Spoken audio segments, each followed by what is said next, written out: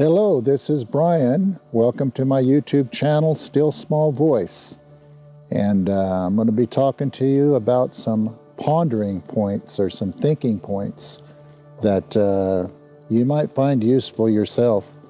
Years ago when I started public speaking, I found myself, after I'd prepared pretty extensive notes, still getting in a train of thought, going a particular different directions that would cause me to pause, and I'd feel real awkward about those pauses. Well, a quick remedy was to look at my notes, but the problem when I looked at my notes is they would begin to direct my thinking in a particular position. So I had started to ask or request the audience that when I have quiet moment or pause moments, that's part of the way I think and the way I process, and to invite you to have patience when there's a silence in the video for just a few, hopefully brief seconds, that is part of the thought process and what's going on, and it's part of your experience as a listener.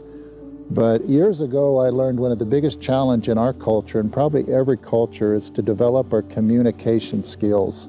We often can improve in our listening skills, and when we improve in our listening skills, people in the world around us, our communication also improves, and our ability to be heard and appreciated when we talk increases too, when the other parties perceive that we've developed some genuine interest in what they have to say.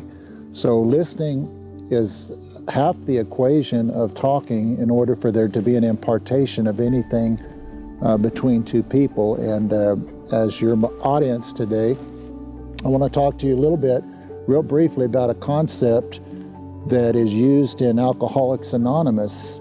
And it's a concept that when you come to their meetings and the conversations that they have amongst each other, it's with an understanding that you're speaking to, as far as deity or God, a God of your own understanding.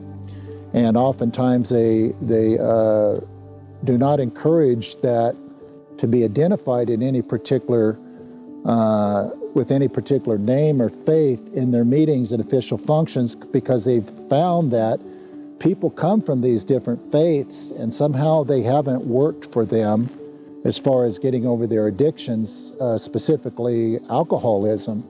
And so the founders believed that it was more than just the right information. There had to be something more to help people recover, and it ended up being experienced support, an experienced support system that other people had gone through the same thing, so they were able to actually listen and to invest in each other from a real world experience. And I think that's fair when you talk about spiritual things with people, that you allow them to have a God of their own understanding, because look at the reality that I only have a God of my own understanding to a certain point.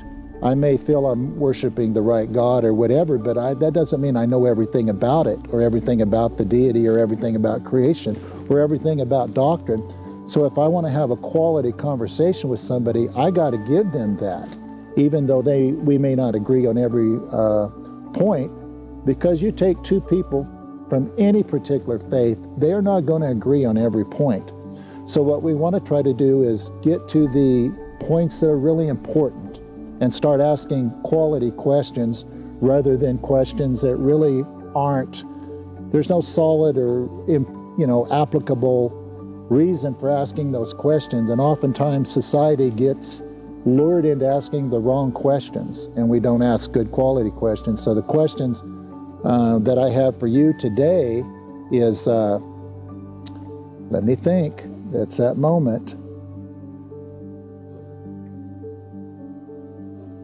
If you are interested in spiritual growth and you are interested in enlightenment, hopefully communication will be one of your keys to that journey. And hopefully this video has encouraged you to take a look at your own listening and your own communication skills with whoever you talk to in whatever walk of life, and allow that breathing space in that relationship. Hope you come back again for my next sharing with you. Thank you very much.